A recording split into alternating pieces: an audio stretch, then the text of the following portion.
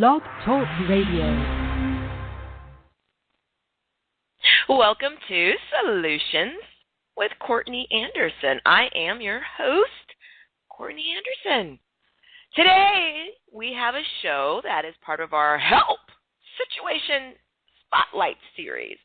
And of course, our Help Situation Spotlight is our series where community members share with me concerns, issues, fears, worries, questions, inquiries, and basically they say, hey, I need some help.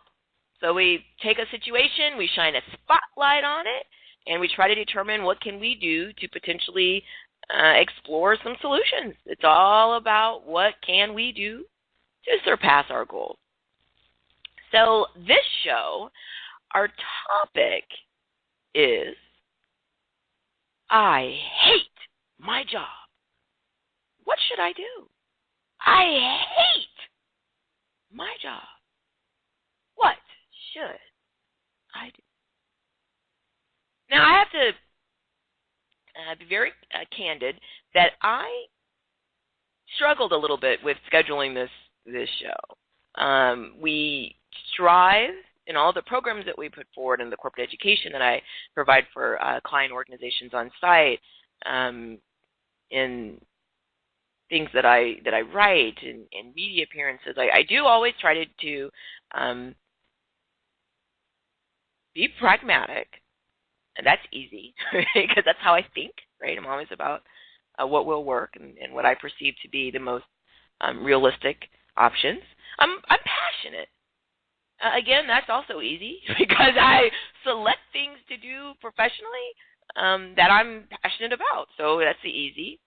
And a problem solver, that's the third thing, pragmatic, passionate problem solver. And the problem solving is also pretty easy because, again, my natural personality is I like to fix things.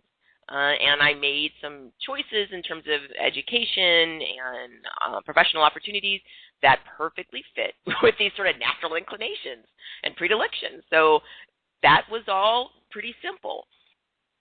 I do understand that in being pragmatic, although I'm always focused on outcomes and surpassing our goals, that we always have to acknowledge that there are opportunities that are not realized. And there are situations in life that are not joyful. I mean, that's our focus, is always practicing the joyful art of business.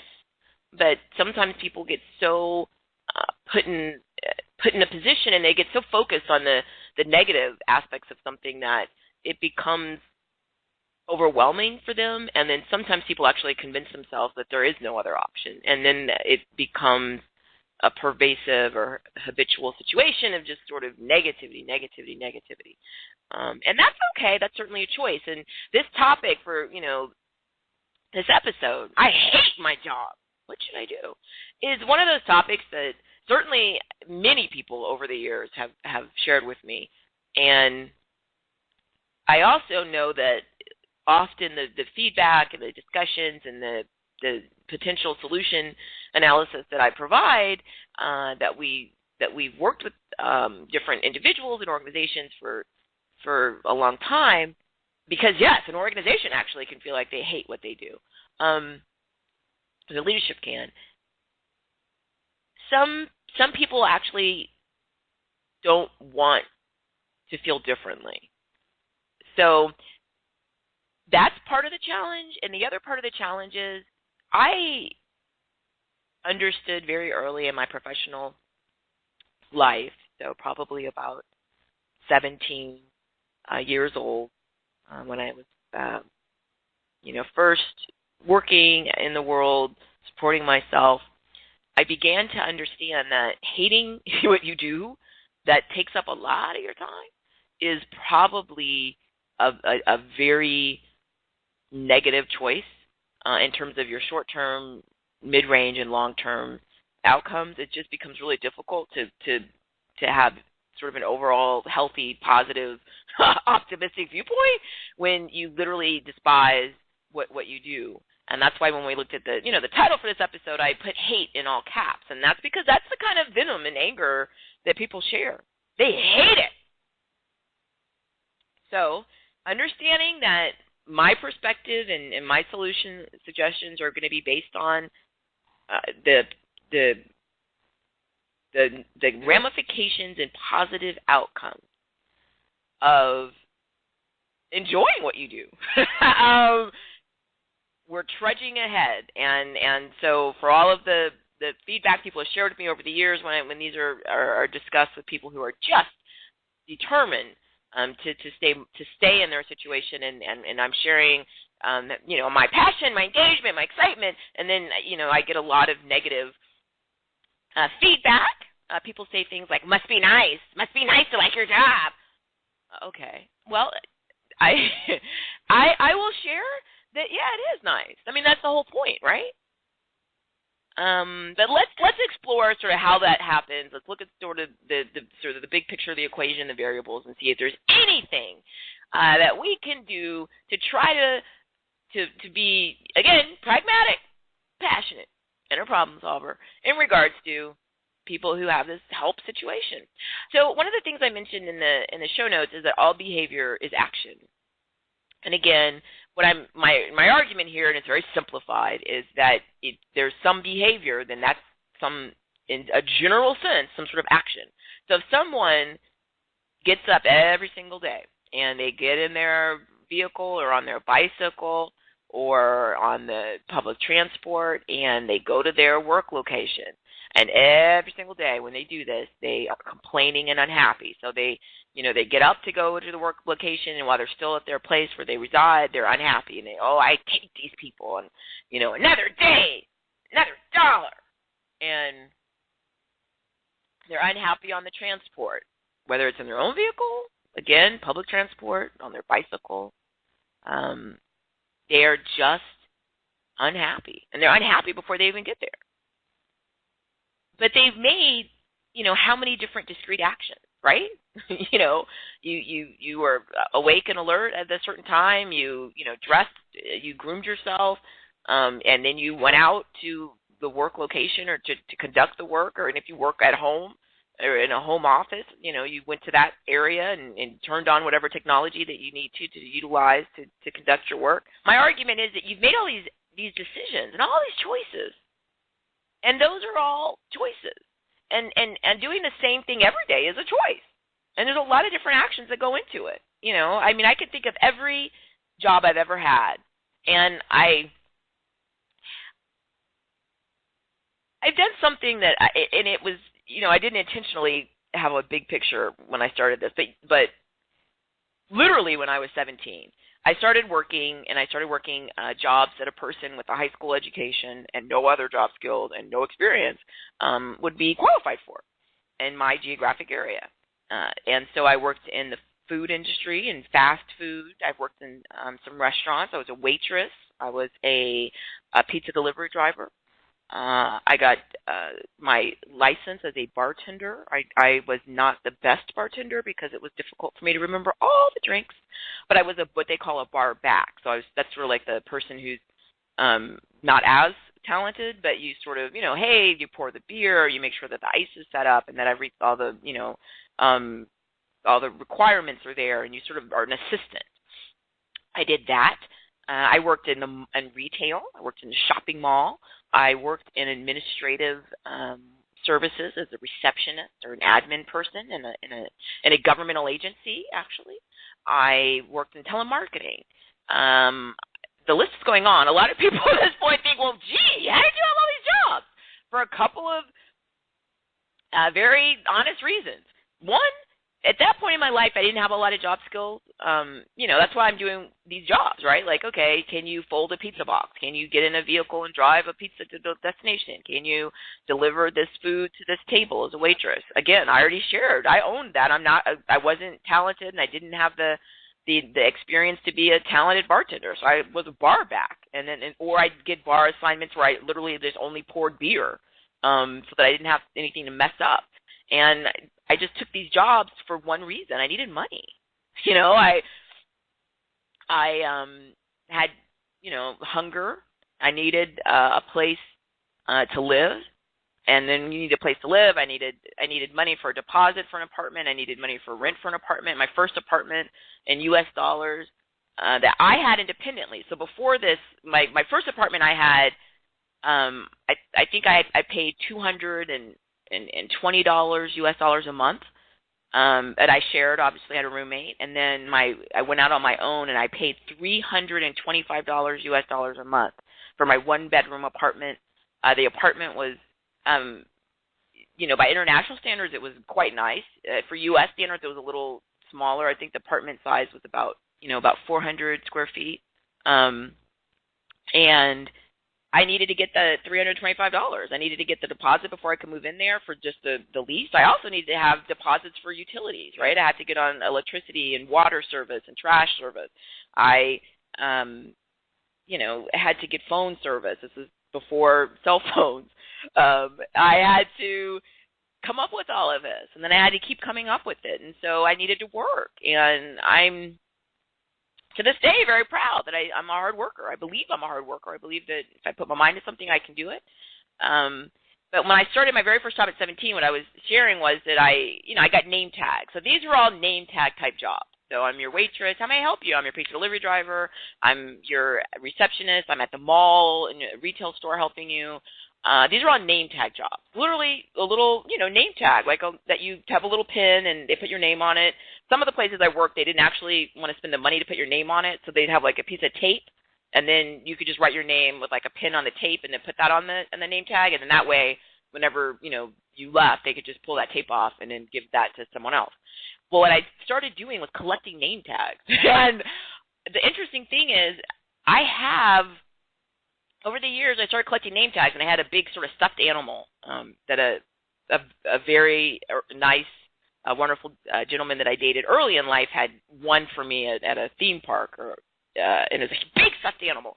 So I started taking these name tags and pinning them on the stuffed animal, and not knowing how long I'd stayed somewhere, and I didn't really have a plan, but I just sort of thought, well, here's something I can sort of tangibly have with me, right, as evidence that I worked at this food service restaurant, or I worked at this mall store. And so, I have a name tag from, whatever, Pizza Hut. I have a name tag from different jobs that I've had. And I held on to all of them that I could. And it's interesting to look at the collection. And so part of what I'm sharing with you, people think, well, okay, you were a job hopper, which is often negatively a term people use for people who don't, aren't serious and just, literally just go job to job. And then, yes, I was, because I needed money, and that's the only reason I was working. I wasn't working at these jobs necessarily because I had an interest in food service or retail or admin or telemarketing. I just needed money. And so I went to the, want ads, and whoever was hiring, then I think I can either do that or I can learn to do that. And these were all, again, either minimum wage, which is the lowest legal amount someone could be paid. That's what I was paid. Some of them are less than that. Waitressing in the U.S., in fact, it still is like this. You get paid half of the regular minimum wage, because the idea is you get tips. If you're probably good at it. I wasn't. So what happened was, I'm out in life. My only purpose to work is for money. That's the only reason I'm doing it. I don't have particular interest in any of these jobs. And because of my personality traits that I mentioned early in this episode, that, I love problem solving and I love being passionate. That's all been consistent in my life. So as a student in middle school, high school, elementary school, I like things that I'm passionate about. I don't have a lot of patience for things that I don't really care about. And that's not necessarily a sign of maturity, but I'm just being very honest. So when I got out into jobs, if I went to a job and it was horrible, right? The conditions were poor. I worked a job one time in a factory. I did a lot of temping, where you go to a temp service and they just sort of send you out wherever a client asks for bodies. So, I did a lot of stuff in like warehouses. Manufacturing was popular in the area that I was in. And so I remember I went to one location, and it was like in a warehouse, but they didn't have air conditioning. And this is in the U.S., and it was in Texas, and it was just in a part of that state that's incredibly hot, and it's hot and it's humid, and there's just no air. I felt like I couldn't breathe. And I understand that, hey, that's okay.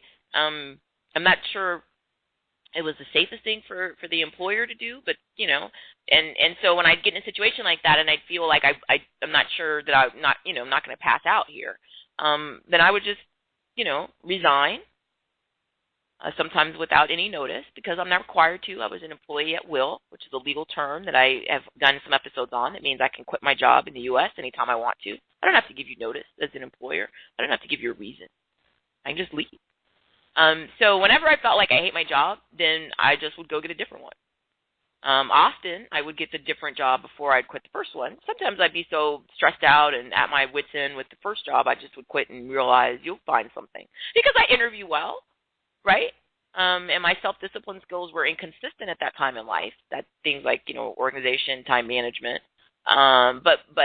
But I had an idea that I was going to get better in life and that I could get somewhere and that I was, clean and organized and I understood the task. I mean, I get it. You want me to, sweep the floor. Okay, give me the broom. You want me to fold pizza boxes. I get it. You want me to, set up all these beer mugs so that when people are, coming into this, big dance that I can pour the beer for them.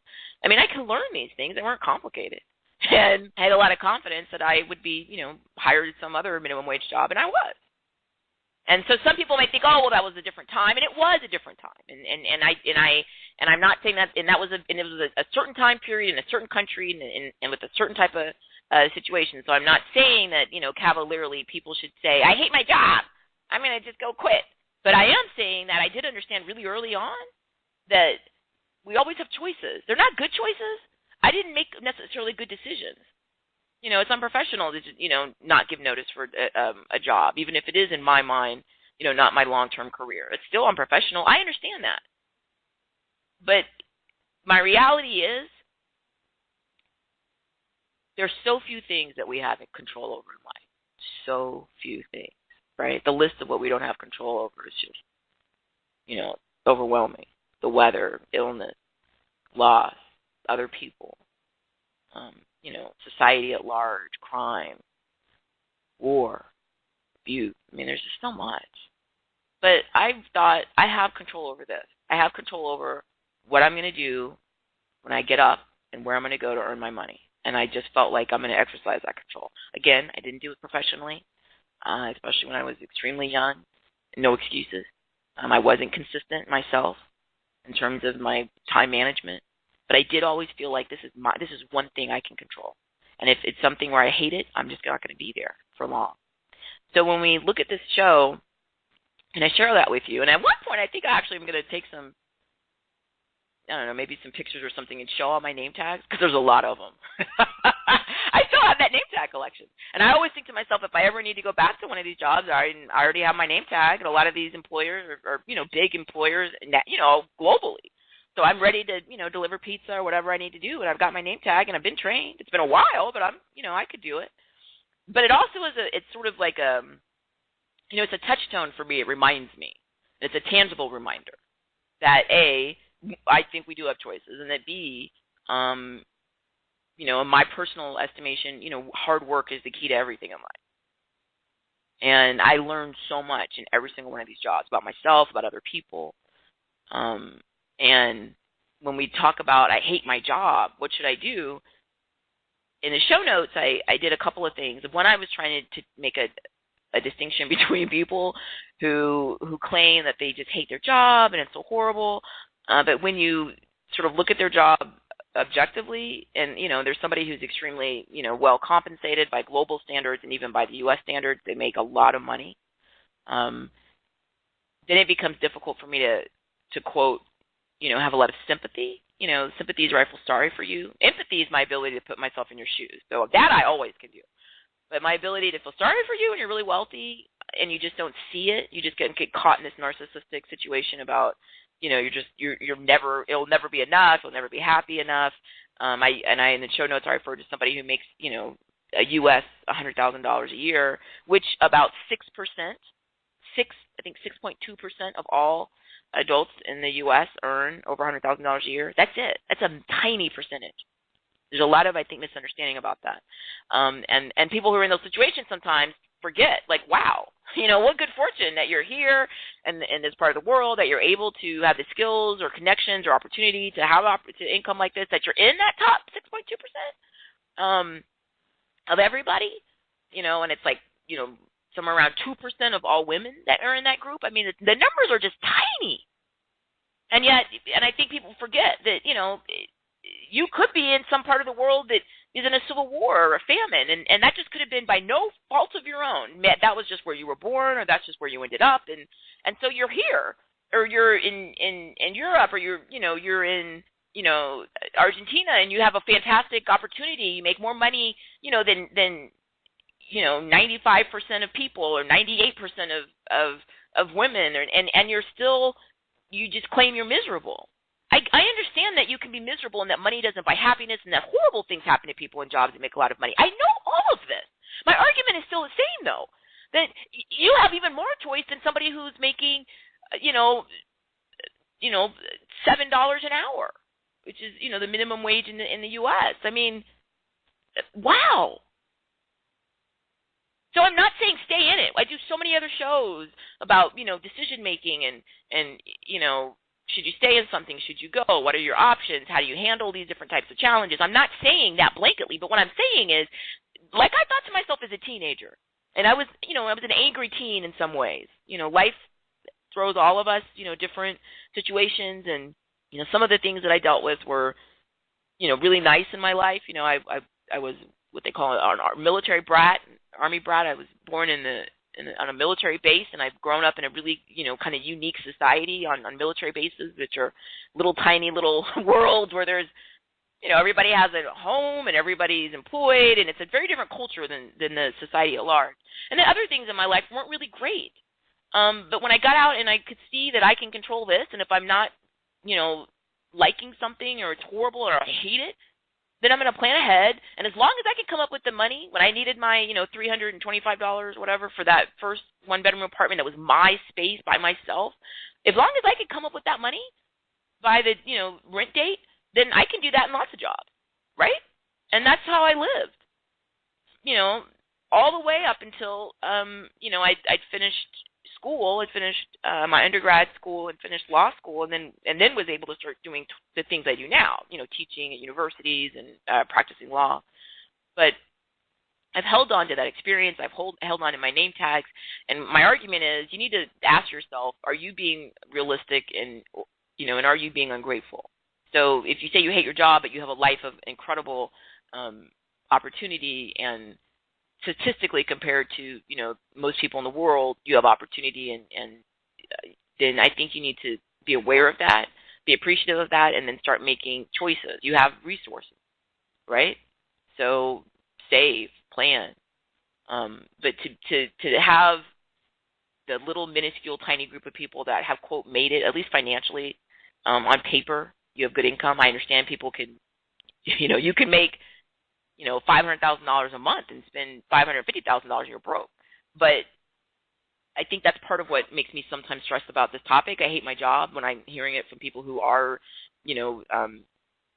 well rewarded. They have a powerful job title. I understand that it might be stressful. I understand it might be the wrong thing for them. Many people leave one profession or one field or one opportunity, and they were a judge, and then they stopped doing that, and now they go out and they have a farm. And that makes them happy. And I support that. What I'm saying is, if you can't feel the confidence and the trust in yourself with a lot of education and a lot of skills, then there's no hope for anybody.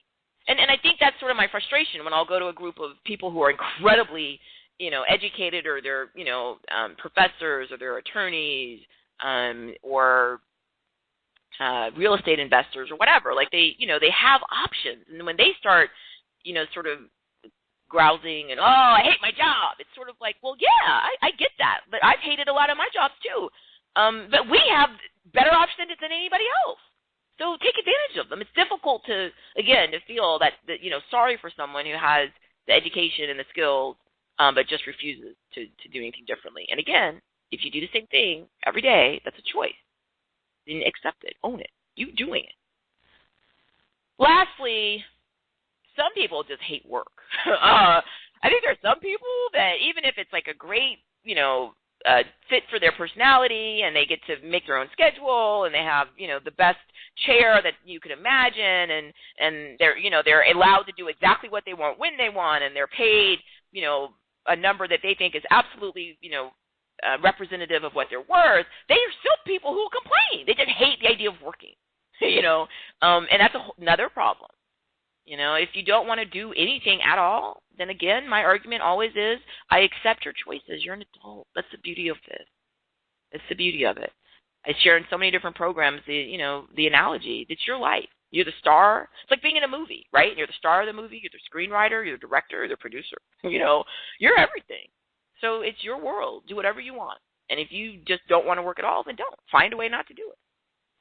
My argument is that when you hate what you do and you go to that work, whether you interact with clients or coworkers or bosses, and you're just mean and angry and I hate this. This sucks. Then you bring other people into a negative space. And my argument, again, about inflicting, injury and pain on other people is just inappropriate. Don't do that. I understand if you want to inflict it on yourself, it's your own choice. But my argument, and when I do corporate education programs, we have people who just having behavioral issues. I'm not saying to change your perspective. If you really hate something, you have the right to do that. And if you insist on hating it and staying in it, then that's also your choice. All I tell people at a bare minimum, you have to just stop spreading that pain. Because nobody will know if you hate it. If you're quiet and you just keep a neutral facial expression, nobody knows what you're thinking. And if you do that, then at least you're not disturbing other people. You're not creating a problem, a teamwork. Then you go about your business. You can sit there all day long hating it, as long as you're not infringing on other people and inflicting your anger and bitterness on them. Then go about your business. And I don't know why people want to do that, but I think some people do.